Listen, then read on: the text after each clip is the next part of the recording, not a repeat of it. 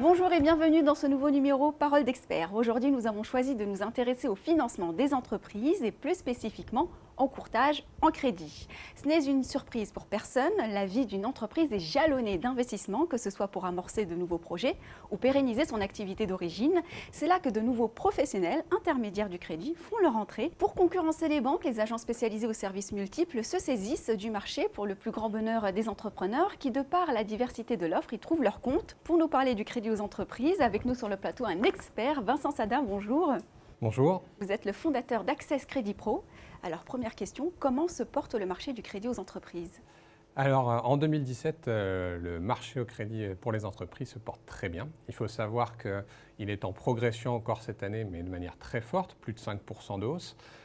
C'est une source de financement très importante, majoritaire. Il y a bien évidemment aussi les marchés, mais les concours bancaires sont les plus importants. Ils pèsent aujourd'hui à peu près 934 milliards d'euros d'encours. Donc c'est quand même une somme très importante et il faut savoir que chaque année, c'est en augmentation au niveau des nouveaux crédits qui sont rajoutés. En 2016, c'est 289 milliards de nouveaux crédits qui ont été offerts aux PME et aux entreprises de toute taille en France. Pour vous donner une petite information complémentaire, au niveau européen, il faut savoir que les Français sont parmi les leaders à ce niveau-là. On a une croissance de 5%, comme je l'ai dit à peu près, du montant des crédits en France, alors que la tendance en Europe est plutôt à 1,6%. Ensuite, on a une chance, c'est qu'on a des taux très bas. On est en moyenne, la dernière statistique au niveau de avril 2017 nous donne un taux moyen à 1,72%, quand en Europe on est en moyenne à 2,25%. Donc c'est 0,5 points de base de moins que la moyenne européenne. Ce sont des données issues de la Fédération bancaire française. Alors j'entends bien, mais à côté de ça, on a des entreprises aussi qui se disent en difficulté, qui peinent à obtenir des crédits, une légende urbaine. Alors malheureusement, le discours que j'ai tenu en réponse à votre première question est compatible avec des difficultés pour certains entrepreneurs à obtenir du crédit. Je vais prendre une dernière source. En fait, la Banque de France vient d'annoncer le 13 juin les derniers résultats. Il y a une hausse pour toutes les tailles d'entreprises d'accords de financement. C'est plus de 10% pour les très grandes entreprises et presque 3% pour les petites. Donc il y a quand même une disparité dans l'offre bancaire. Ce qui fait que pour autant, toutes les entreprises ne trouvent pas immédiatement solution. Il y a beaucoup d'offres, mais il y a une attente très forte. Donc malheureusement, l'offre ne comble pas l'attente en tout point. Ceci peut expliquer effectivement du coup que certains entrepreneurs aient du mal à financer leur activité. Maintenant, ce qu'il faut savoir aussi, c'est que les banques essayent vraiment de professionnaliser leur démarche, de servir le plus grand nombre. Grâce à tous les dispositifs qu'elles ont mis en place, il y a 90%, voire plus, des entrepreneurs qui trouvent très facilement du crédit. Leur mode opératoire est le suivant. Tout d'abord, un maximum de crédits scorés. Ensuite, des crédits contre-garantis, bien souvent par BPI. Et enfin, je dirais, une priorité donnée aux crédits qui offrent des garanties très fortes pour les banques, c'est donnant, je vais être simple, la propriété à la banque. D'où l'explosion de l'affacturage, du leasing et d'autres services de ce goût-là. Du coup, grâce à ça, 90%, je dirais, des entrepreneurs trouvent très vite une réponse.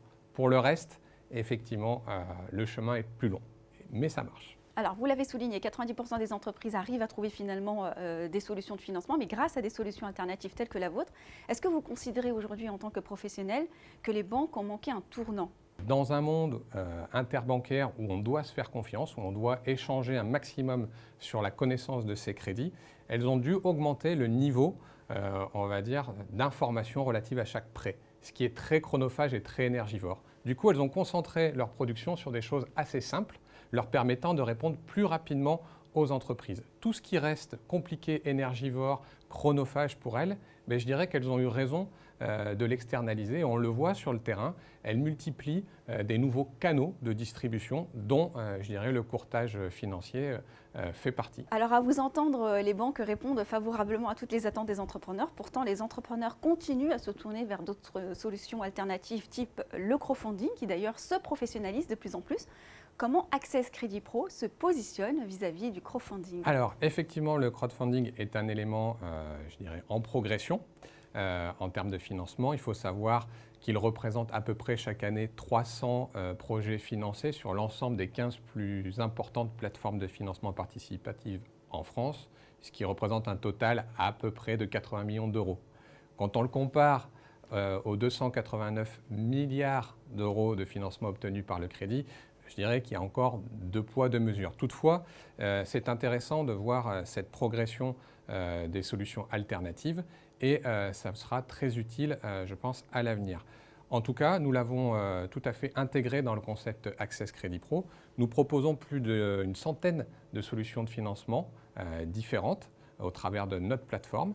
Et c'est autant du crédit bancaire que du financement participatif. En fait, on panache l'ensemble des solutions pour offrir la meilleure solution globale à nos clients.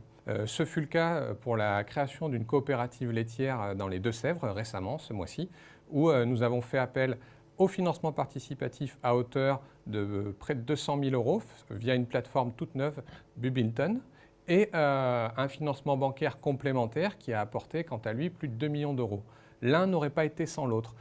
C'est là où je pense vraiment que l'avenir du crowdlending, du crowdfunding est bon. Alors, vous avez choisi de travailler uniquement avec les entreprises. Vous proposez donc des crédits bancaires. Vous proposez aussi des solutions alternatives ou exotiques. Aujourd'hui, comment vous, Access Crédit Pro, vous vous positionnez vis-à-vis des banques? Est-ce que vous êtes complémentaire ou concurrent? Alors, vis-à-vis des banques comme des plateformes de financement participatif, en fait, Access Crédit Pro est un hub. On est le point d'entrée vers le plus grand nombre de solutions. On va guider les chefs d'entreprise vers la bonne solution qui correspond à leurs attentes.